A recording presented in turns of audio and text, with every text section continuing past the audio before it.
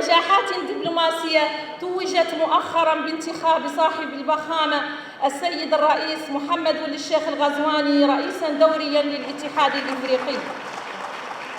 وهي مناسبة نهنئ أنفسنا بها، وهو اختيار في محله يترجم ثقة القارة في القيادة الوطنية في ظرف دولي وإقليمي بالغ التعقيد.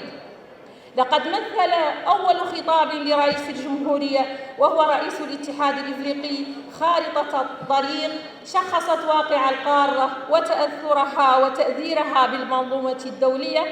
وما يجري في العالم من أحداث، حيث أعلن رفضه وتنديده لما يحدث للشعب الفلسطيني من إبادة جماعية على يد الصهاينة المحتلين، وهو موقف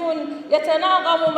مع موقف شعبه الرافض لهذا العدوان الهمجي الغاشم.